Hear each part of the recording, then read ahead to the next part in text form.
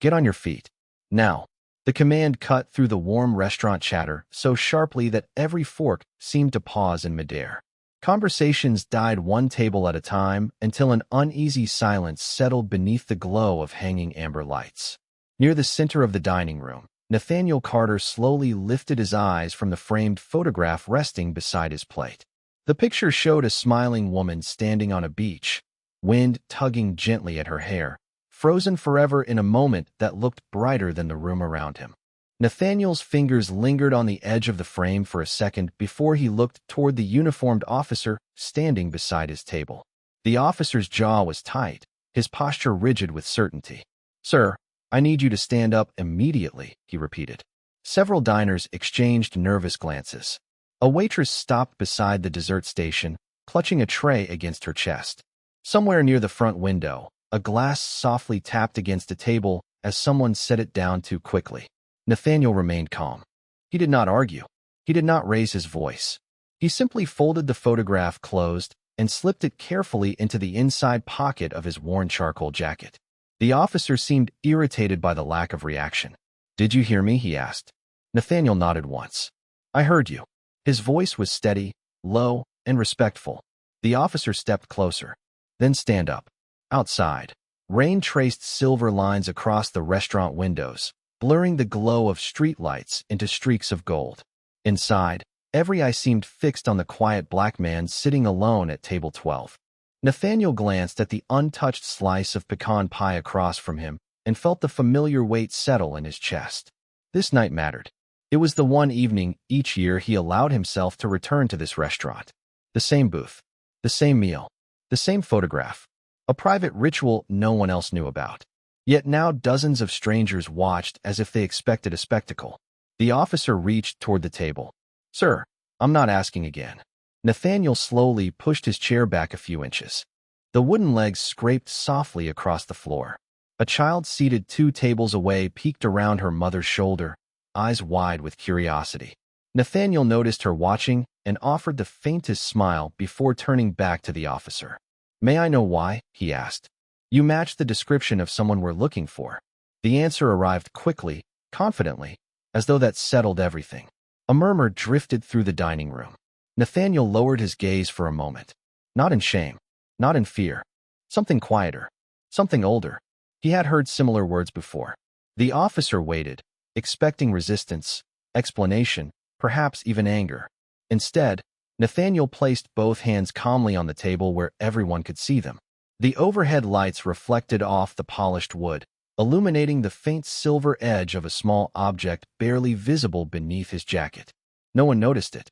No one except an elderly man seated alone near the back of the restaurant, whose expression suddenly changed the moment his eyes landed on it. Nathaniel rose slowly from his chair, careful not to disturb the photograph tucked inside his jacket.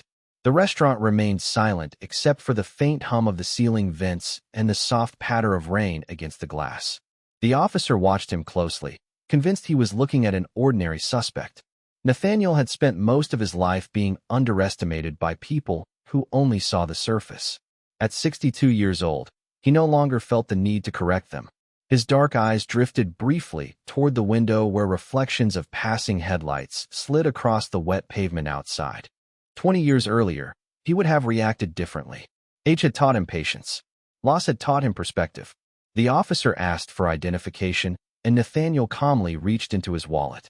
His movements were deliberate, respectful, and unhurried. Several diners leaned forward in their seats, trying to catch a glimpse of what was happening. Nathaniel handed over his driver license without complaint. The officer glanced at it and frowned. The address matched. The age matched. Everything appeared ordinary. Yet something about the calmness in front of him seemed to make him more suspicious rather than less. Nathaniel Carter had lived in Norfolk, Virginia, for nearly 3 decades. Most people in his neighborhood knew him as the quiet man who volunteered at community events, fixed broken fences for elderly neighbors, and never missed Sunday morning service. Few knew much about his past because Nathaniel rarely spoke about it. The memories belonged to another life. A life measured by oceans, deployments, and long nights beneath unfamiliar stars. Tonight had never been supposed to become public. Every year on this date, He came to the same restaurant at exactly 6 o'clock. He ordered grilled salmon, sweet potatoes, and a slice of pecan pie. It had been his wife's favorite meal.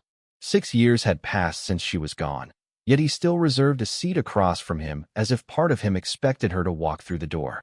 The empty chair remained untouched. The untouched pie remained waiting. The ritual was the closest thing he had to a conversation with her now. Across the room, the elderly man near the back continued staring. His silver eyebrows pulled together as recognition slowly sharpened in his expression. He was no longer watching the officer. He was watching Nathaniel. More specifically, he was watching the small silver object partially hidden beneath the edge of Nathaniel's jacket. Years of military service had trained his eyes to notice details others overlooked. Meanwhile, the officer spoke quietly into his radio, requesting additional verification. The response crackled through the speaker clipped to his shoulder, too faint for most people to hear. Nathaniel waited without complaint. The little girl who had been watching earlier tugged gently on her mother's sleeve. "Mom," she whispered softly, "he does not look scary." Her mother immediately hushed her, but the words lingered in the air. Nathaniel heard them. So did the elderly man. And for the first time since standing up, Nathaniel's expression changed. Not anger, not embarrassment, just a trace of sadness crossing his face before disappearing again. The elderly man's chair shifted backward with a quiet scrape against the floor. He placed both hands on the table and slowly began to stand.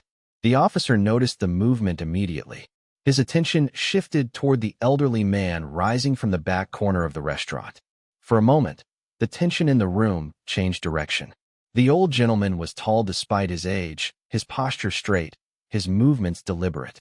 A dark navy blazer hung neatly across his shoulders, and a small gold pin gleamed beneath the warm restaurant lights. Most people paid him little attention. He looked like any retired grandfather enjoying a quiet dinner alone. Yet something in his expression carried unusual weight. Nathaniel recognized him at once, though he showed no reaction. The years had added silver to the man's hair and deepened the lines around his eyes, but the presence remained unchanged. The elderly man took a slow step forward, never taking his eyes off the silver object partially hidden beneath Nathaniel's jacket. Meanwhile, the officer continued listening to the radio clipped to his shoulder. The response coming through was incomplete. Dispatch had not confirmed a match. They had only advised him to wait. Unfortunately, waiting was not what he wanted to do. Officer Blake Donovan had built his reputation on confidence. At 31 years old, he believed hesitation created mistakes. Action solved problems. That belief had helped him earn praise from supervisors and respect from younger officers. Tonight, however, the certainty he felt an hour ago was beginning to crack. Nathaniel did not look nervous. He did not look evasive. He simply stood beside the table with calm patience, as though the entire situation existed somewhere far away from him. That composure unsettled Blake more than anger ever could. Around them, whispers quietly spread through the dining room. A businessman near the bar lowered his phone after recording for several minutes. Two elderly women exchanged worried glances. The little girl who had spoken earlier continued watching Nathaniel with open curiosity. She could not understand why everyone seemed afraid of a man who looked sad rather than dangerous. Nathaniel's eyes briefly drifted toward the empty chair across from him. The chair remained untouched. A folded napkin rested beside the plate setting he always requested. Every year the staff prepared it without asking questions. Every year he thanked them. Every year he sat there alone for exactly 2 hours before leaving. The manager knew the story. A few longtime employees knew it too. Most customers did not. To them, he was simply another quiet diner interrupted in the middle of a meal. The elderly man advanced another step. His gaze finally lifted from the silver object to Nathaniel's face. Recognition settled completely. Not the recognition of a neighbor or old friend. Something deeper. Something earned decades earlier under circumstances far removed from restaurants and rain-covered streets.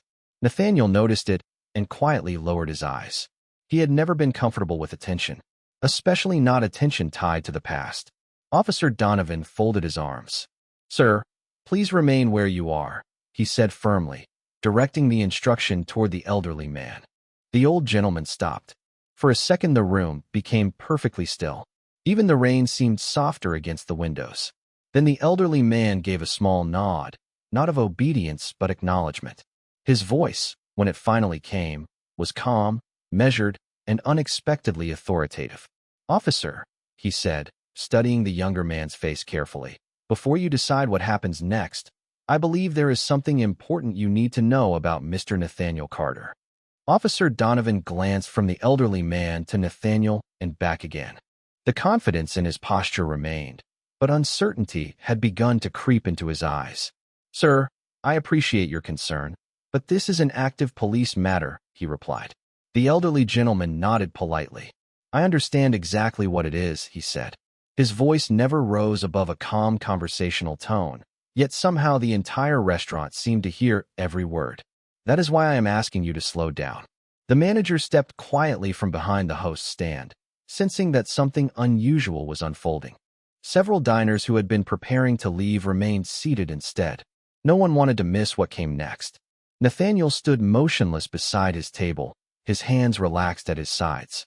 He looked almost detached from the tension surrounding him. The rain outside continued to streak across the windows, turning the city lights into blurred ribbons of gold and white. Officer Donovan checked his radio again. Still no confirmation. Still no clear answer. The delay frustrated him. He preferred certainty. He preferred quick resolutions. Yet tonight, everything seemed trapped in a strange pause. The elderly man took another careful step forward. "My name is William Harrington," he said. A few heads immediately turned. The name carried weight in Norfolk. Newspapers had printed it for years. Military ceremonies had announced it countless times. Even those who did not recognize the face recognized the name. Officer Donovan blinked. "Admiral Harrington?" The old man offered a faint smile. "Retired, but yes." A ripple moved through the room. The little girl near the window looked at her mother. Her mother suddenly sat up straighter. The manager's eyes widened. Nathaniel quietly closed his eyes for a brief moment, almost as though he wished the attention would disappear. Admiral Harrington studied him carefully. There was warmth in the old man's expression now. Respect. Gratitude. Emotions that had clearly survived many years. "I have not seen you in a long time, Nathaniel," he said softly. Nathaniel finally looked up. "It has been a while, Admiral." Hearing the two men speak to each other seemed to shift something inside the restaurant. The image many people had formed in their minds no longer fit the reality standing before them. Officer Donovan folded the identification card and handed it back. "You know him personally?" he asked. The Admiral let out a quiet breath. "Personally," he repeated. His eyes drifted toward the silver object beneath Nathaniel's jacket. "Young man, I know exactly what that medal represents." For the first time, several diners noticed it as well. The edge of polished silver reflected the overhead light. Nathaniel instinctively adjusted his jacket, attempting to cover it. The gesture only made people more curious. Admiral Harrington noticed the movement and smiled sadly. "You always hated attention." Nathaniel's expression softened. "Some things never change." The Admiral nodded. Then he turned back toward Officer Donovan. The warmth disappeared from his face, replaced by something firmer. Not anger. Authority. The kind developed over decades of responsibility. "Before you make another decision tonight," he said, "you deserve to know who this man really is and why that medal should never be overlooked." The restaurant fell silent once more as every eye turned toward Nathaniel Carter. For several seconds, nobody spoke. The rain tapped softly against the glass while the restaurant seemed to hold its breath. Officer Donovan looked from the Admiral to Nathaniel, trying to understand what everyone else suddenly appeared to sense. The silver medal remained partially hidden beneath the jacket, catching flashes of warm light each time Nathaniel shifted his weight. "With respect, sir," the officer said carefully, "a medal does not change procedure." Admiral Harrington nodded. "You are right. Procedure matters." His eyes settled on Nathaniel again. "But context matters too." The old Admiral moved closer, stopping beside the empty chair across from Nathaniel's table. He noticed the untouched place setting and the slice of pecan pie waiting beside it. Understanding crossed his face immediately. "You still come here every year," he said quietly. Nathaniel gave a small nod. "Every year." The Admiral lowered his gaze for a moment. "For Eleanor." Nathaniel's expression softened at the sound of her name. Around them, the diners listened in complete silence. Suddenly, the situation felt less like an investigation and more like a story no one expected to witness. Officer Donovan frowned. "You knew his wife?" The Admiral exhaled slowly. I knew both of them. His voice carried a weight that made people lean closer. When Nathaniel served under my command, Eleanor used to send handwritten letters to the entire unit during deployments. She believed every sailor deserved encouragement from home, even if she had never met them. A faint smile touched Nathaniel's face. It disappeared almost as quickly as it came. The Admiral continued. The men adored her. She made difficult days easier. Near the front window, the little girl listened with wide eyes. Even she could feel the atmosphere changing. The officer glanced down at the identification card still in his hand. The man standing before him no longer fit the image he had formed when he first entered the restaurant. Dispatch finally crackled through the radio on his shoulder. The voice was clearer this time. Officer Donovan listened carefully. His jaw tightened. Then he listened again. The description they had received earlier no longer appeared reliable. Certain details did not match. The uncertainty that had been growing all evening deepened further. Before he could respond, Admiral Harrington spoke again. Do you know what Nathaniel did after retirement? The officer shook his head. No, sir. Neither do most people. The Admiral smiled faintly. Because he never talks about himself. Nathaniel looked uncomfortable already. The Admiral ignored it. He mentors young veterans adjusting to civilian life. He volunteers at shelters. He helps families who have lost loved ones in service. Half the people he has helped do not even know his full name. Several diners exchanged surprised looks. Nathaniel stared at the floor. Recognition was never something he sought. In fact, he avoided it whenever possible. The Admiral reached toward the medal. And this, he said softly. He keeps it hidden because he believes others earned it too. The old man paused. His eyes grew distant, as though looking through decades. What most people do not understand is that this medal represents a decision made long ago. A decision that changed many lives, including mine. Nathaniel immediately lowered his gaze. Admiral, he said quietly, that is not necessary. The old man turned toward him with gentle determination. Tonight, Nathaniel, I think it is. The restaurant seemed smaller now, as if every wall had moved closer to listen. Nobody reached for a drink. Nobody checked a phone. Even the servers remained still near the kitchen entrance. Admiral Harrington rested one hand on the back of the empty chair across from Nathaniel and looked down at it for a long moment. The untouched place setting carried a quiet sadness that needed no explanation.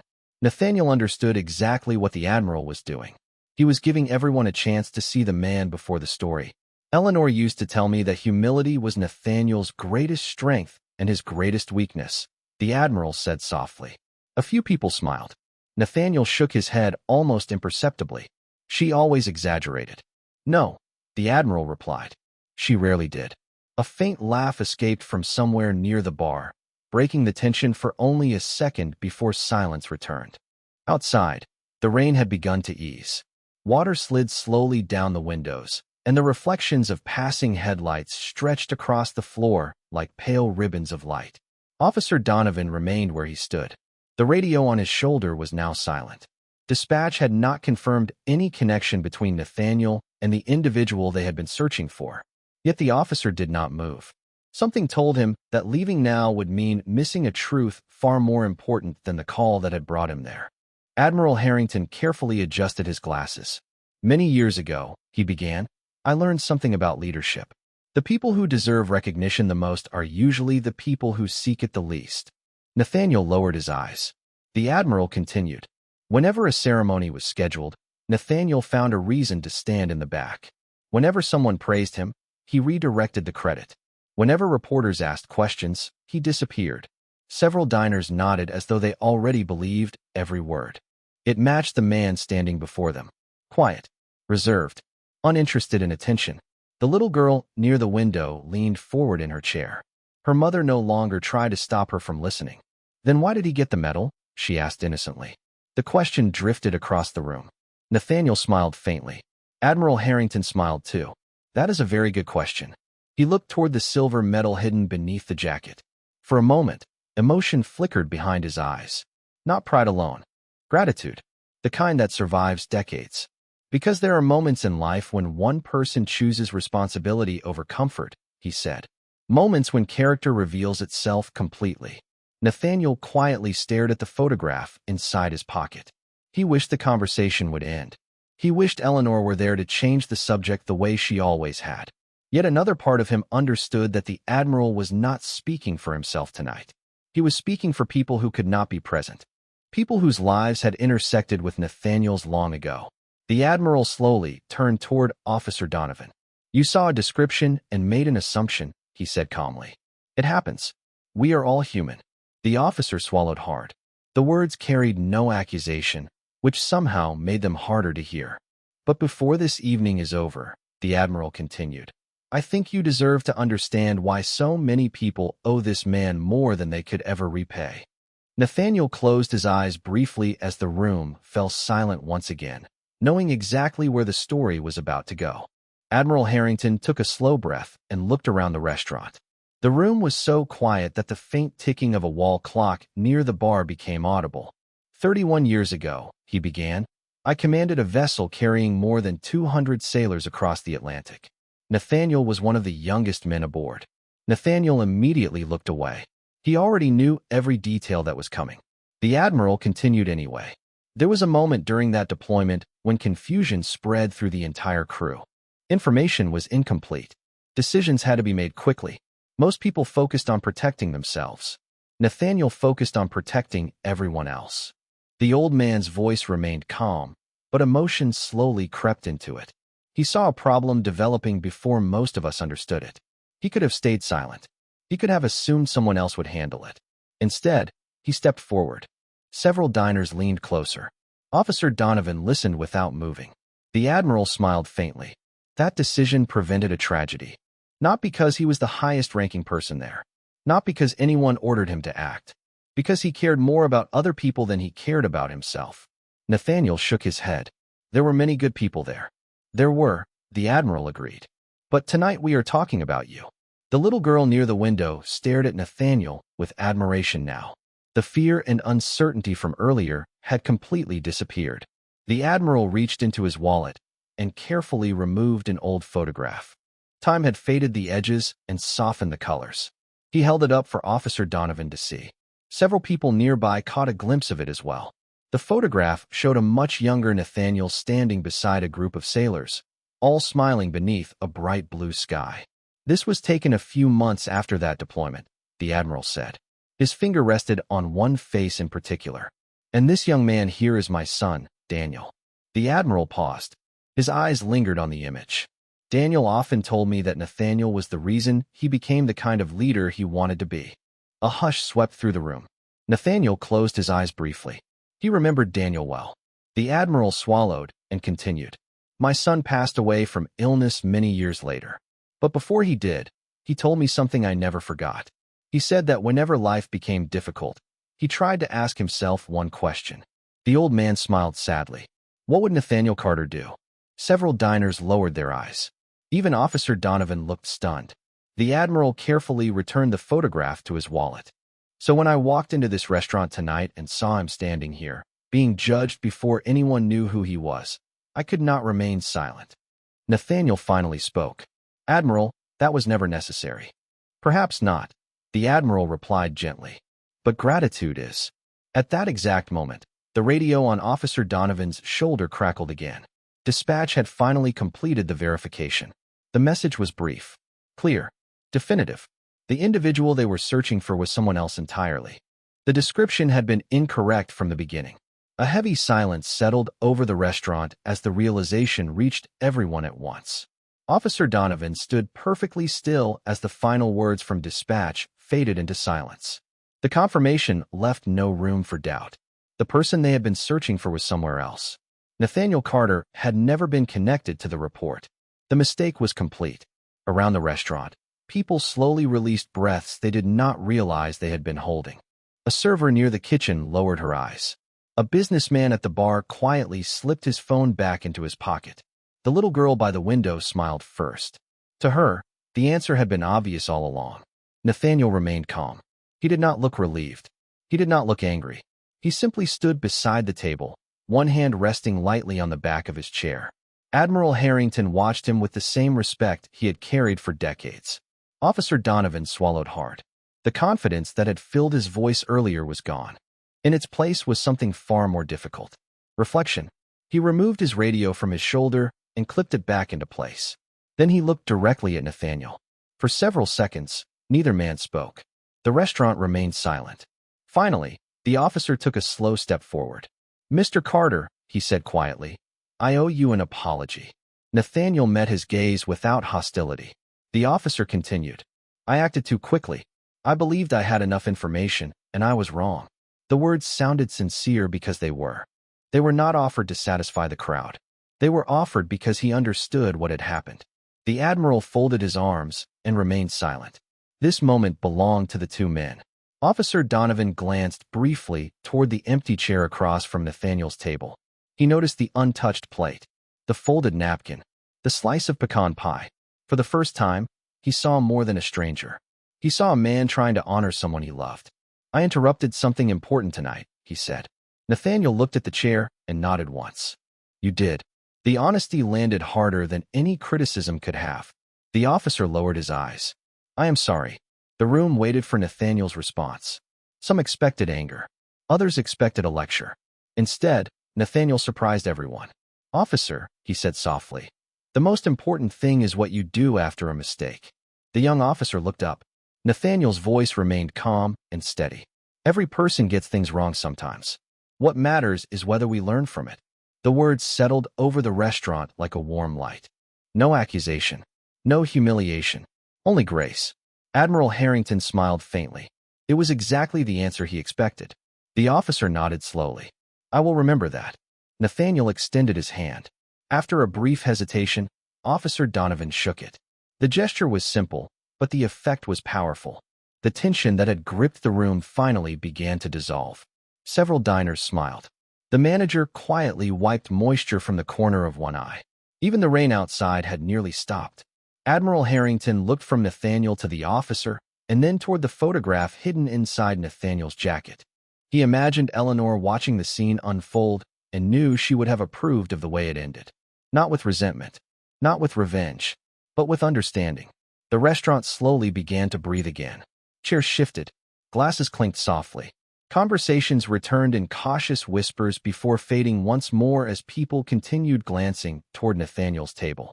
The evening had changed something in the room.